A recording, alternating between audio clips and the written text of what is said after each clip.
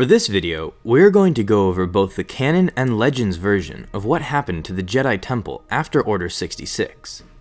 In Canon, right after the Jedi in the Jedi Temple were killed, the Jedi Temple was used as a trap for any remaining surviving Jedi.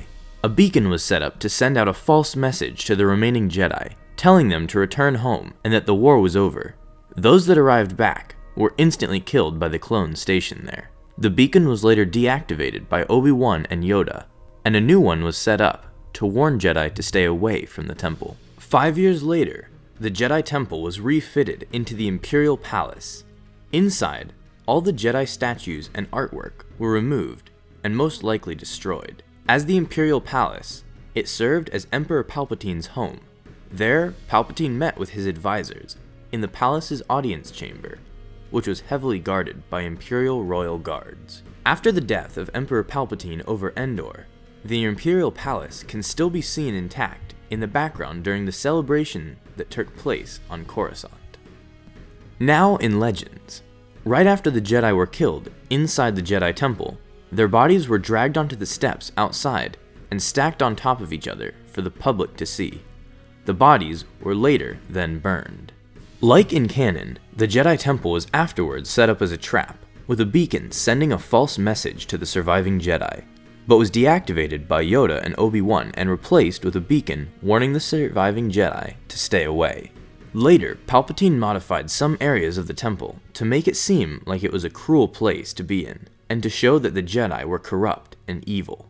The Empire used the records inside the Jedi Temple in order to identify and find surviving Jedi. The secrets within the Jedi Archives were opened and studied by Palpatine. The Jedi Archives were later opened to public tours, being one of the few chambers in the Jedi Temple that the public could access.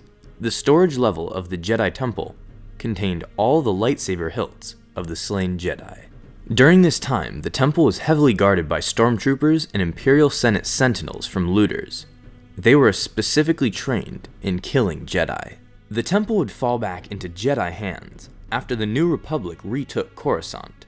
Luke Skywalker married his wife, Mara Jade, in the Jedi headquarters, which was constructed over the Jedi Temple. The Jedi were eventually forced to abandon the temple once more after the loss of Coruscant to the Yuuzhan Vong.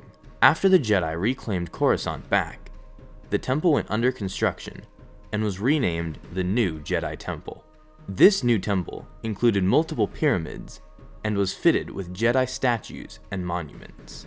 The new Jedi Temple would be destroyed 100 years later by the One Sith and rebuilt into the Temple of the Sith. This Sith temple had a unique hole at the top of the pyramid that emitted a constant column of smoke. It was fitted with large red windows and large Sith statues that replaced the old Jedi statues.